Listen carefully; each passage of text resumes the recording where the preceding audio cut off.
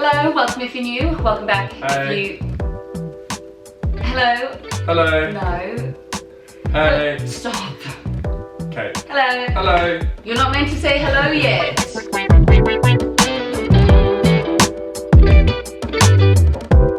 Hello, welcome if you're new. Welcome back if you are not. Today I'm joined by Tom. Hey guys. I'm sure you all know him, but if you're just tuning in, Tom is my boyfriend.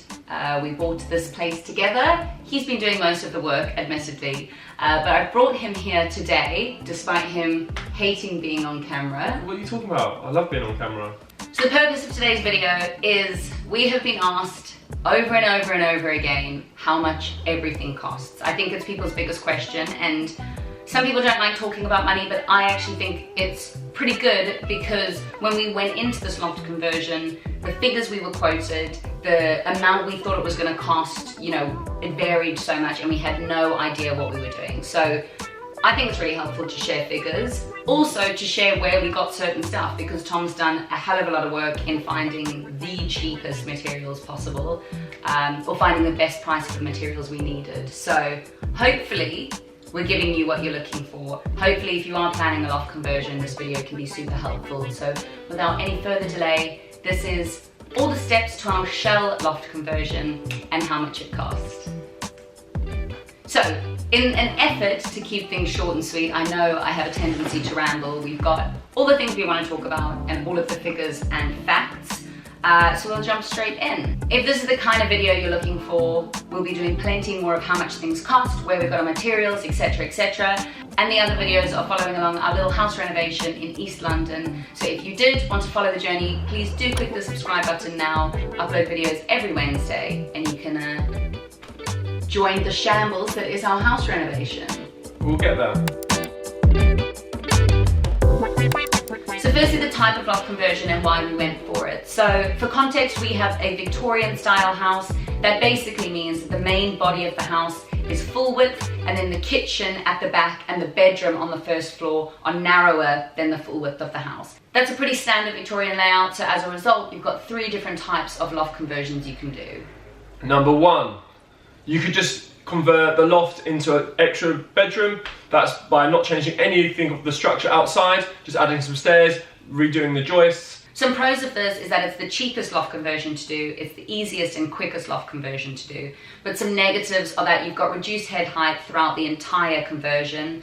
You can't have as much space up there, and often it's pretty tough to get a door either at the bottom of the stairs or at the top of the stairs, so potentially you can't have as much privacy. Number 2 is a dormer loft conversion. This is where at the ridge there is then a flat roof spread out across the rest of the back of the house to create more of an open feel. Now with this one, remember we said beforehand we have an L-shaped house. This is where you only convert the main body of the house, but you don't convert the kitchen or bedroom bit at the back of the house. And with this you could probably get 1 bedroom and even a small ensuite or bathroom up there.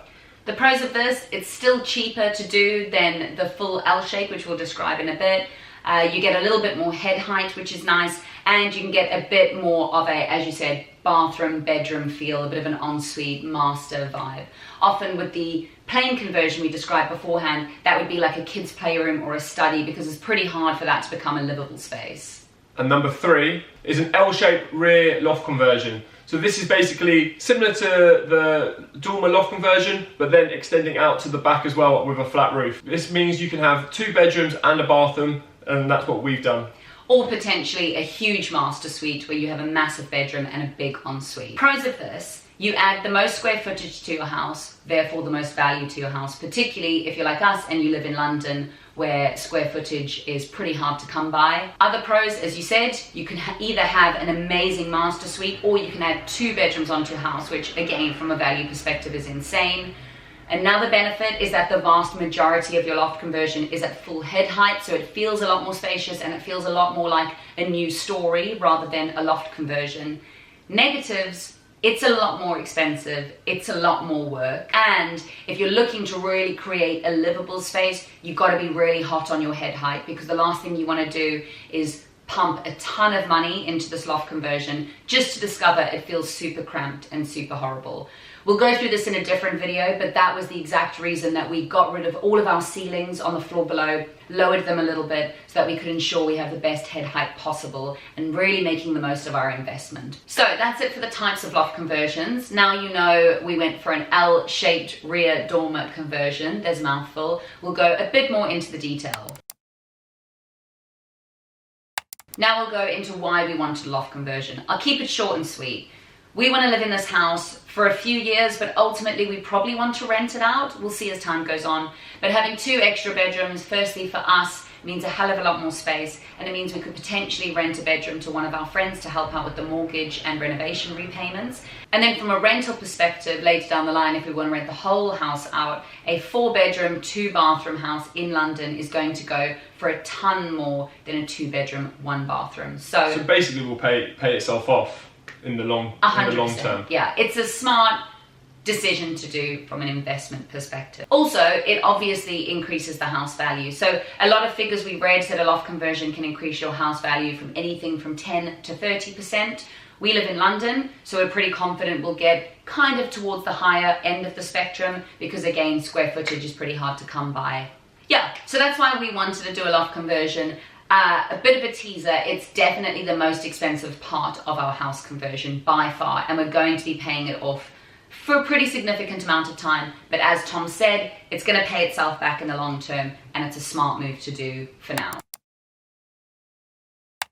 Cool, so before you start the loft conversion, everything that goes into it. So we're going to break this down into a few things. Firstly, deciding whether you can do a loft conversion in terms of head height, quotes to get the loft conversion, all the planning and paperwork involved in a loft conversion, and finding a builder. So when deciding whether you can do a loft conversion, I think the first thing to make sure is, do you have enough head height up there? So first thing first is whether you can do a loft conversion or not. So when you measure your loft conversion, you're going to measure from the top of the joist to the bottom of the ridge joist. So we got about 2.2 meters, which was on the shorter end, because basically what builders do is then put the beams on top of the existing joist, and then they also have to put a ridge beam at the top. So that, again, that loses height of around 30-40 centimeters. Ideally, you want a loft height of about 2.4 meters before you start, but as we said, there are alternatives like lowering your ceilings. But this was a very, very dusty job. As you can tell, Tom's still struggling to process what we went through. Yeah. You've established you've got the height for a loft conversion. What's next? Do you need to apply for planning permission? Potentially not. So in England, you do not have to apply for planning permission on extending a loft if it is below 40 square meters of added space. For a semi-detached or terraced house, if it's a detached house, you can increase that to 50 square meters. So even though you don't have to apply for planning permission, and you're allowed to do it, you still want to get a certificate of lawful development to prove at the time of building that what you're doing is legal. And within your permitted development rights. So, first cost of a loft conversion, the application for permitted development is £100. If it was for planning permission, because maybe you're over 40 square meters, then it's about £200 to the planning portal. So when you submit these documents, whether it's for a certificate of lawful development or for planning permission, you're going to have to submit the drawings of what you plan to do to your property. For this, it's recommended that you get an architect. An architect will draw what your property currently looks like, what your property will look like, all of the different building regulations that you'll be complying with, and all of those pretty specific instructions as to what you'll be doing to your property. So with this cost we're in the range of between £1,000 and £1,500. For us personally, I stupidly took on the job of drawing my own, doing my own drawings teaching myself AutoCAD. I wouldn't recommend this because I spent way too many hours doing it. It was just over COVID, there was nothing on, we were still in the progress of getting our house. So I thought it would have been a good idea, but it was not. I would not. So if I was doing this again, I would pay an architect just to do it. It's just too much time and hassle to learn a new program. So for that, we're going to say that would cost £1,000. Next up, once you've got your drawings, you need a structural engineer. A structural engineer will calculate all the beams required. This will cost in the region of about £500 to £1,000. They're pretty straightforward. It's usually 3 steel beams in an L-shaped rear dormer loft conversion. We needed, I think, 6 in total because we also were removing the chimney breast below, so needed the chimney stack supported. Next up, building control. So when you do any structural work to your house, you need building control. This is the law. Unlike permitted development, where you don't have to let the council know, building control is a must. When you sell the house, you need to know it complied with building control. So you have 2 options here. You can either apply through building control with the council, or you can go with a private company. So the pros of going private is that, 1, I found cheaper prices. 2, I found that the private company was a lot faster at getting back to me. However, dealing with the council, I've also heard very good things as well. It was just for us, I suppose, planning in visits during COVID, they were just a lot quicker at getting back and very knowledgeable on what was needed. So a building control application will cost in the region of about £700. This is the same for both the council and also private, but I've also seen the private charge up to £1,500. But you just got to look around and just check the reviews as well to make sure they seem knowledgeable, they seem good at what they're doing. And then, once everything's approved and you're good to go, or probably while this is all getting approved, it's a good idea to find a builder. Now, everyone has said this. I will go along and say it. Find a builder that's been recommended to you by a friend or family member. It's that simple.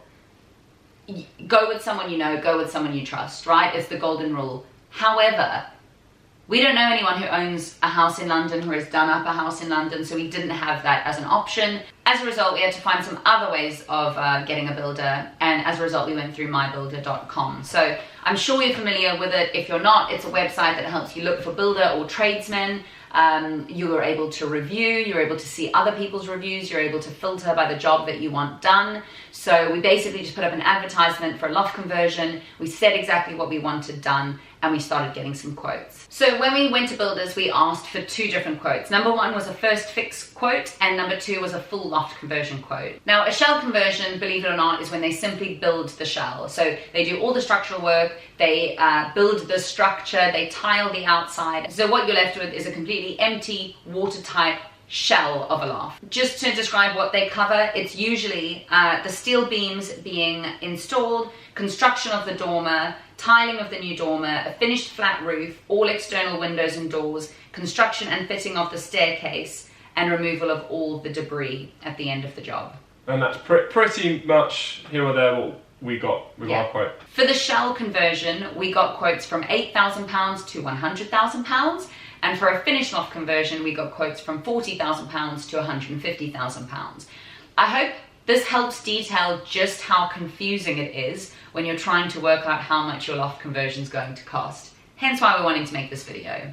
The first thing we did was obviously eliminate any of the costs or builders or quotes that we simply could not afford. As much as I would love a £150,000 completed loft, and the pictures did look incredible, we don't live in Kensington, so we don't need to be pumping that much money into our loft conversion. Then we start to eliminate anyone that had reviews we didn't look keen on, or they didn't seem to have enough experience in what we were looking for. For example, you can get quotes from someone who only has reviews on plumbing and they've never done a loft conversion. So you eliminate... We definitely had a few bricklayers come in and say, oh, I reckon I can do this loft conversion. And maybe they could, but I didn't want to risk it. No, he was like, I need to speak to my friend first. I was like, yeah, you don't know how to do it, you're going to try wing this. So yes, what you're left with, you've eliminated the people who can't do the job, you've eliminated the people you can't afford, and you've got a handful of people that you're seriously considering. So I think the builder we went with, loft conversions were his bread and butter. He just does them in, day out. That's what he specialises in. He didn't have too many reviews of my builder. So at first I was a little bit unsure about him, but after I asked for some references, I visited a few properties where he actually did work. I was happy with what he was going to offer. So now for the juicy bit. You've got your building regs, you've got your certificate of permitted development, you've got your builder, everything's signed off. The fun and the spending begins. So before we get into the costing, I just want to say all of this was quoted and most of it was paid for in February 2021. What has happened since then is, maybe due to COVID, there's been a massive surge in the cost of building, the cost of labour, the cost of everything basically, because demand is so high. Supply and demand. Someone did economics at uni. So We're going to give you the costs it cost then. Either it's going to cost more now, or if you just ride the wave and wait for it to go down in the future, it might be a little bit more comparable. So the first thing, and the thing that's going to cost you the most by far, is labor. I'm pretty sure labor costs more than all our materials. So when we decided on doing a loft conversion, I wanted to source my own materials for this because I thought I could save some money. So our builder quoted £34,000 for labour and materials. When I asked for a labour only quote, this went down to £11,000 just for labour. So the difference between with and without materials was about 20k. And what we did was we just spent one evening finding out all the different materials that you needed for a loft conversion and finding out a ballpark figure of what it would cost. That way, from the very beginning of the process, we did know that our materials probably wouldn't cost us £20,000, and at least we were willing to take the risk to try and save some money. So also to add, builders sometimes don't like the customers ordering their own materials because sometimes it means that they're being held up. Others are a bit more okay with it. We were just quite lucky with our builder. He's never done this before, but just thought he'd give it a go, and it worked really well. There was times, I guess, where last minute he would think, oh, I need this, and I'd be running around like a madman trying to get materials so he has them on time. Tom was willing to do it. This is our first property. We don't have a lot of cash to be burning, so it was something that we were willing to put that effort into. But if you can realistically say you'd rather spend an extra £5,000 to £10,000 to get somebody else to do it for you, go ahead and do that. So as we said, the labour cost £11,000. So then before the builders come to the property, you basically need to make sure they have access and it's safe for them. So we need to get scaffolding. So there's two types of scaffolding. You can just have the standard scaffolding at the front and the back of your house, or you could go for a scaffolding with tin roof. But a tin roof scaffolding is a lot more expensive. You're looking in the region of £5,000 compared to the scaffolding we bought was for £500. The benefits of a tin roof mean that obviously when your loft is being converted and the top of your house is open, it's protected from rain, but because our loft was due to take about 6 to 8 weeks and our builders were happy just to pull tarpaulin over it every single night, we obviously would prefer to save £4,000, and so that's what we did. For some, it might, if you're obviously it's a nice house, you might not want to have the risk of any water going in. But it rained multiple times over the time. We obviously started this loft conversion in February, and there wasn't any water in the house at all. I don't know if we were lucky or tarpaulin actually does work. So that is a big saving, but for some people and peace of mind, and sometimes builders as well, builders prefer to work when they've got a tin roof because it means they can work all the time and not have to work only when it's not raining. So you've got your scaffolding, you've got your builders, and now you need all of your materials. I'm going to post a link below to a lovely spreadsheet I've categorised so you guys can see what materials we needed and also where we got them. And where we got them from and the price we paid. So I hope this is going to be beneficial. First things first is the beams. So for our loft conversion, we needed 5 beams. A standard one would be 3. We also needed steel posts, and this came to £934. Next up is timber. We needed a lot of timber, and with timber being through the roof at the moment, the prices probably have increased. But in total, we spent £2,689 on timber. This is for the dormer, for the floor, for the stud wall. We also, because we lowered our ceiling as well, we needed to redo our walls in our first floor, so this also includes the timber for that. For the staircase, we got our staircase from TK Stairs for a price of £867.60. This was made of MDF, and I think if I was going to do a loft conversion again, I would definitely pay the extra and go for a pine staircase. But this is looking at, I reckon, adding another £400 to the price. Originally we were looking and quoted for a pine staircase, but the company that we were wanting to go for just stopped replying at some point. Again, I think that because they were so busy.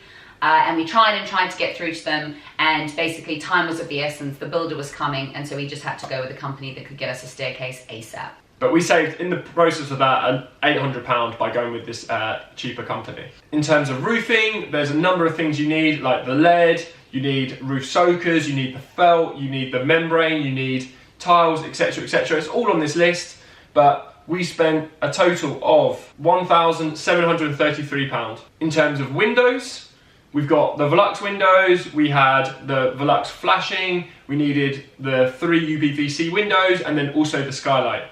So we spent a grand total of £1,314. Again, I think for us, the skylight was £400. So a skylight wasn't necessary, but we just thought it brought a lot of light in. A skylight, I would honestly say, is the best purchase we made for the loft. It transforms the loft feeling when you're walking up the stairs. It brings light into the hallway below it. Yeah, I just think it adds an incredible touch, and if it's something that you're tossing up, definitely go for it. I would also, if I did it again, I would get a skylight above my shower, and I'm still pissed off I didn't. And then just in terms of, external equipment, we spent £540 on skips. So we used 2 skips, they were £270 each. Annoyingly, because we have to have the skip on the road, we have to pay a fee of £90 a week to the council. So for each time, we just use a skip for 1 week at a time. Luckily as well, my dad is a timber maniac and loves wood, so all the old wood from our house, he's stored and is going to use for his fire. As soon as our skip was filling up, I usually just post on Facebook Marketplace, free hardcore, free topsoil, free timber, and people collected it, and it just helped keep the skip down. What we do is we use our garden as a dumping ground until we get the following skip, and then we carry it all through the house and put it in the skip. Yes, it's double the work. Yes, it's incredibly irritating having your garden full of shit, but it saved us hundreds of pounds in the process. So for the grand total of a first fix shell loft conversion, we spent £8,614 on materials. That's also what we missed was £35 on tarpaulin. With all of the paperwork that we needed and all the sign-offs and all the materials and the labour of our build, the total that we spent on a first fix loft conversion is £20,594. It's a lot of money, but it's nowhere near what you're going to add to your house in terms of value and potential rental yield in the future. Now note, this is just first fix. So what's to come is insulation, plastering, electrics, plumbing, a bathroom, all of that sort of stuff. And so yes, that is going to increase the price, but this is where we step in and we can save a hell of a lot of money by doing it ourselves. We think the finished cost of our loft conversion will be between £25,000 and £30,000. That's to add 2 extra bedrooms and a bathroom. So let us know in the comments below, was this in the ballpark of what you thought it would be? Was it a lot more? Was it a lot less? And also let us know if you're planning on doing one yourself and if this helped. Remember, in the description below, we'll have a categorised pricing list for all the materials and also what is needed to comply with building control. Remember, building regs change from council to council, so please don't take this as gospel. You should be talking to your local council to understand what's required, but at least gives you an idea of the type of detail they're looking for. I really, really hope this helped. Thank you for listening to us sit down and run through costs for God knows how many minutes. If you've liked what you've seen, please give this video a like. It really helps boost it. And please subscribe to this channel. As I said, we put out videos every single Wednesday, and now we're getting to a bit more of the completion stage on more projects. We'll have plenty more videos running through costs, the best places to get things, and how we managed to do it all on what we consider to be a budget, although seeing that grand total, it does sting. That's it for this video, and that's it for a shell loft conversion. Plenty more to come as we progress with the loft. Thank you so much for watching, and I'll catch you in the next one. Thanks guys. Bye. So long as we've sat down and spoken to each other before.